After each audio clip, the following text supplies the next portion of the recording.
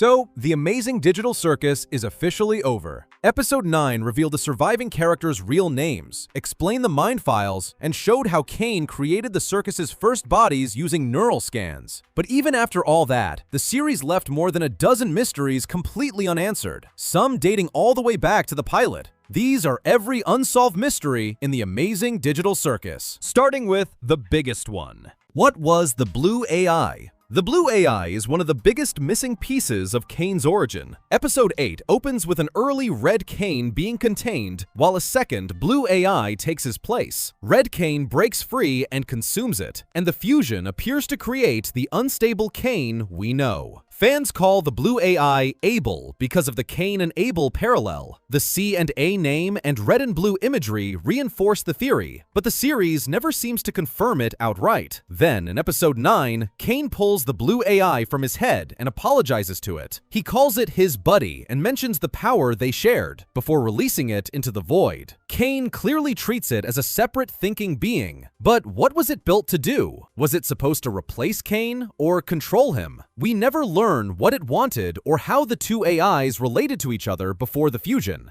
The mechanism of abstraction. Abstraction is among the show's most disturbing ideas. From the pilot, it looks like a digital infection. Black shapes swallow the body as bright eyes spread across it, until the human becomes a violent creature. The mechanism is never explained though. Kaufmo is already abstracted when the cast finds him. Queenie's final change is skipped, while Ribbit's collapse survives only in memories. Jax's finished transformation arrives in a fast burst. We always seem to see the trigger or the tale behind the abstraction, but not the digital process. Episode 9 makes things even more confusing on this part instead of clearing them up. In a flashback, early Caine opens 10 neural scan files and uses Mike Dobby's file to generate Scratch's circus body. He can place a stored scan into a new body clearly, yet the show never explains why he doesn't repeat that process for the abstracted humans. Now, to be fair, that may create a fresh copy without the memories formed inside the circus, rather than restore the person who abstracted. Abstraction may also damage something the original scan can't recover. That being said, the series never explains what survives or whether the change can be reversed. The 4 forgotten abstracted humans. Next are the 4 forgotten humans represented by crossed-out bedroom doors, a pink cyclops, a frowning clown, an oyster-like figure, and a green bird-like character. Glitch-In material later identified the green figure as Grinchilda, yet the other 3 remain unnamed. Speculations and very hardcore fan theory crafting of course place them after Ragatha and before Jax because of the door order, but the show never confirms that the hallway is chronological. What is certain is that all 4 had assigned rooms and were recognized circus residents. Yet those 4 figures appear absent from the final memorial painted by Gangle and Zooble. The painting may be incomplete or too stylized to identify them. Either way, the former residents receive no story and no clear place in the final tribute. What happened to C&A? Episode 8 confirms C&A was a real company where Kinger worked. Its team developed creative AI that could produce ideas inside a program. Caine was the first semi-successful result, and the opening suggests the Blue AI came from the same work. What remains unclear is what C&A wanted the technology to become. Scratch also developed a brain scanner, but the series never says whether mind copying was an official project or a private experiment. The office maze inside the circus is digital, so it doesn't even clarify whether an abandoned physical C&A building stayed powered for decades. Though, in episode 8, Pomni retrieves the computer from that space, and Kinger powers it through imagination, so it can be explained with a bit of fiction logic. What remains unknown is what happened to the real company, and how later scans kept reaching Caine's system. C&A created what looks like the world's most advanced AI and mind scanning system, then vanished from the story as an entity. We learn how the circus began, but not what became of the organization behind it. The mind file count discrepancy. This looks like a tiny continuity problem until episode 9 puts the folder directly on screen. When early Caine opens the neural scan directory, it contains exactly 10 files. The first C&A circus group contains 7 humans. If the folder only holds that group, it should contain 7 files. Adding the 4 forgotten residents makes 11. They may not belong in that folder, but 10 doesn't match either obvious count. The directory might include failed scans or people who never received bodies. It could also be only clearly part of an archive. Because the series never defines its contents, the number can't be placed with confidence anywhere. Then there is October 15th. Freeze-frame dates in Episode 8 show October 15th, 1996 on early Caine material, October 15th, 1999 on Scratch's file, and October 15th, 2008 on Ragatha's. Nobody acknowledges the repetition. Was it a scheduled test date, or effectively Caine's birthday? Along with the 10 files, it all very much points toward an intended timeline that the finale never fully gives us nor sheds any light on. Scratch's Abstraction. Scratch is the rare mystery that received a direct answer after the show ended. When asked how Caine caused Scratch to abstract, Gooseworks said Caine tried to fix his brain and make him happy. Clearly, the attempted repair backfired. That fits the series, fortunately. Scratch had a brain tumor and helped Kinger develop Caine. He also worked on the scanner. Episode 7 calls him the first abstraction, but the answer existing outside the show is kind of lame. We never see the failed repair, or the original group discovering abstraction. Kinger's side is still missing too, despite the fourth wall break reveal. He built Caine alongside Scratch, but the series never confirms whether he witnessed the repair or knew what caused the abstraction. Years later, Caine removes the blue AI and appears more stable, though less powerful. The show never even connects the two attempts, even though both involve changing a mind from the inside, and at the very least should have been mentioned. What actually is the Void? The Void has existed since the pilot, but we still don't know what it is. It surrounds the circus map as empty space. When Pomni falls into it, Caine pulls her back and warns that she will become spoiled. Headcanons often say the Void drives people insane, but the pilot never claims that. It doesn't even define spoiled or show the result. After Caine is deleted, he wakes there and remains functional. He creates shapes and hits hidden boundaries before finding a Wi-Fi door. The blue AI also stays active after being released there. The Void is clearly more than nothingness. It may be an out-of-bounds layer or a place where deleted code is displaced.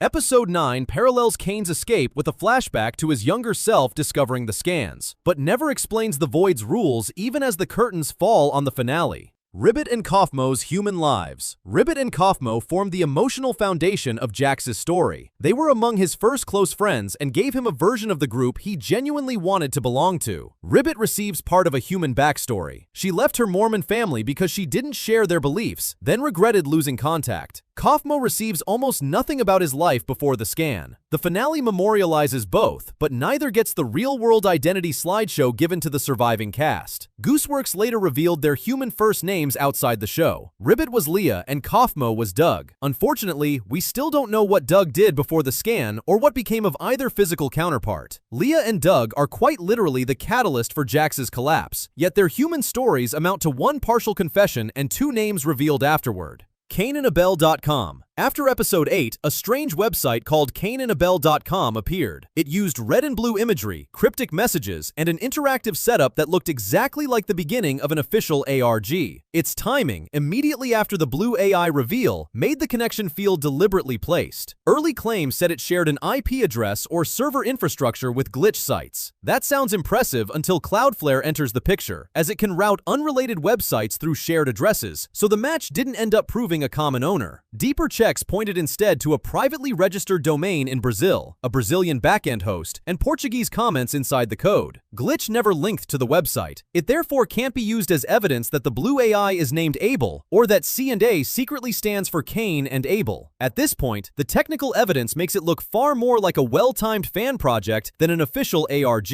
The mystery that remains is actually outside the show for this one. Who built it, and how did they launch it at the exact moment fans were ready to believe it? Why does Kinger only go lucid in the dark? Kinger's connection to darkness is seeded through his pillow fort in the pilot, then made explicit in Episode 3. In normal light, he loses his train of thought. In darkness, he becomes calm and painfully lucid. The emotional reason is naturally tied to Queenie. After she abstracted, Kinger held her in a dark pillow fort during his final peaceful moments with his wife. Darkness became linked to safety and recognition, but that still doesn't explain the digital mechanism. Episode 9 confirms darkness also soothes abstracted humans, which is why Jax remains inside a giant pillow fort. The show never tells us whether darkness reduces sensory overload or changes damaged code. The cast also notices the pattern for this behavior. In Episode 8, Pomni puts a bucket over Kinger's head. Ragatha tells everyone to wait, while Zooble asks whether it makes him sane. They know darkness works. The mystery is why. The discarded AI copy concept. Episode 5 introduces one of the show's creepiest unused ideas. Caine creates the evil Big Tops, NPC counterparts built from the humans' appearances but given reversed personalities. The episode also turns Kaufmo's likeness into a tire advertisement, showing how casually pieces of a person can be recycled into the scenery. The evil Big Tops are never confirmed to contain copied human minds. They appear to be NPC imitations built from visual designs and surface traits. But that still raises a question. How close can Caine make the imitation? Could he build an AI Kaufmo that looks, talks, and jokes like Kaufmo? Could the same neural scan be instantiated twice? Could he place an older scan into a new body while the abstracted version still exists? Episode 9 revisits the technology by showing Caine generate Scratch from Mike Dobby's scan, and it confirms that every circus human is already a digital copy of a person who remained alive outside. The series proves the ingredients for copies of copies are there, but never explores the horror of two versions of the same mind existing at once. Why were their names and memories inaccessible? The missing names were one of the pilot's first mysteries. New arrivals remember parts of their old lives, but not their names. Caine lets them choose replacements and registers them inside the circus. Speculations naturally blamed Caine for stripping their identities, but Caine says he can't control human minds. Episode 9 shows Mike Dobby's name on a stored scan, and Caine later recovers the surviving cast's identities. So, why can Caine retrieve the names as data while the copies can't remember them? The copies remember their jobs and families, along with painful events, so it's clearly not simple amnesia. The finale even reveals their names from the files, but never explains why those names and other details were inaccessible all this time.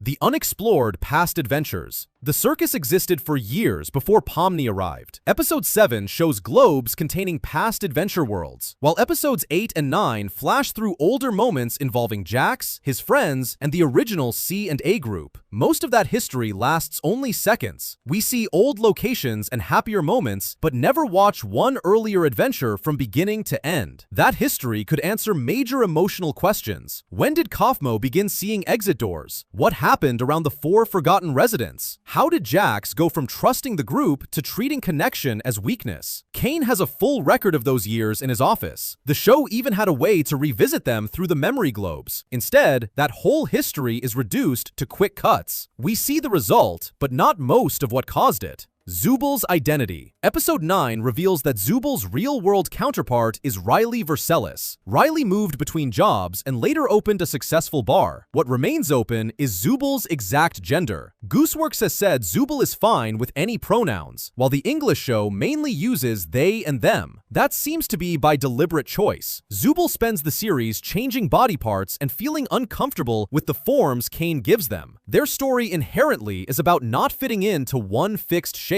Giving them one simple label at the end may have gone against that idea. So this isn't really like the other entries on our list, as Riley's name and outside life are confirmed. It's just that, in case it wasn't clear from the show, Zooble's gender stays open because being hard to place is part of the character. Jax's remaining unexplained traits. Lastly, Jax leaves behind a small collection of mysteries. His fear of corn is partly unexplained. Episode 6 gives the first reason. The kernels look like pods or egg sacs, make his skin crawl, and may trigger a form of trypophobia. What we never actually learn is whether that disgust came from his human life or a specific circus experience. His tail is even more mysterious. Pomni points out that he has no tail. Jax reacts as though he has only just noticed, and the tail later appears again without explanation. It may be detachable, regenerated, conjured, or simply a visual gag, but the series never chooses an answer. Then there are the keys. Jax has a key to Kaufmo's room in the pilot and repeatedly gets into places that should be closed to him. Some later keys have clear immediate sources, but the show never explains where his original access or personal collection came from. Did Kaufmo give him the first key? Did Jax steal or copy it? Was he quietly learning how the circus worked long before Pomni arrived?